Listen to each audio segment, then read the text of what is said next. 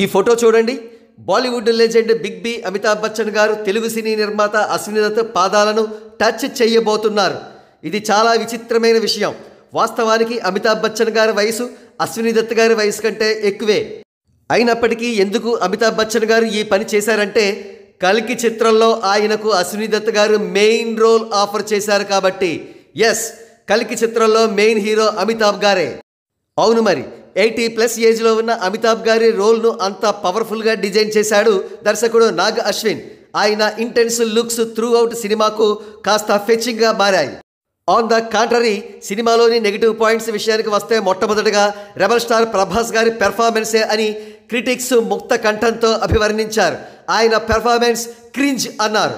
బహుశా తెలుగు రాష్ట్రాల్లో హైదరాబాద్ మినహా ఎక్కడా కూడా సినిమా ఆశించిన స్థాయిలో విజయం సాధించకపోవడానికి ప్రభాస్ రోల్, ఆయన పెర్ఫార్మెన్సే కారణం అయి ఉండవచ్చు. మరో ప్రక్క ఈ చిత్రం నార్త్ అమెరికాలోనూ నార్త్ ఇండియాలోనూ బాగా ఆడడానికి కారణం అమితాబ్ గారే అని ముక్త కంఠంతో అంటున్నారు ట్రేడ్ నిపుణులు. చాలా సింపుల్గా మాస్ లాంగ్వేజ్లో చెప్పాలంటే, టైటిల్తో సహా హీరోకి ఎటువంటి ఇంపార్టెన్స్ లేని ఇటువంటి చిత్రం మా హీరో చెయ్యకూడదు బాబోయ్ అంటున్నారు ఇతర హీరోల అభిమానులు. కాగా మన తెలుగు మీడియా వాళ్ళకి మీడియా స్టార్స్ అని కొంతమంది హీరోలు ఉన్నారు. వారిలో అగ్రస్థానం ప్రస్తుతానికైతే ప్రభాస్దే.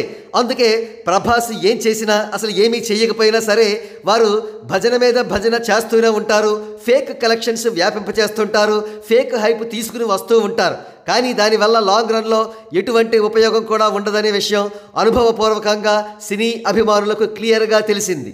అందుకే వారు కల్కిని, ప్రభాస్ను, కల్కిలోని ప్రభాస్ను, మీడియా ప్రభాస్కు ఇచ్చే హైప్ను పూర్తిగా లైట్ తీసుకుంటున్నారు.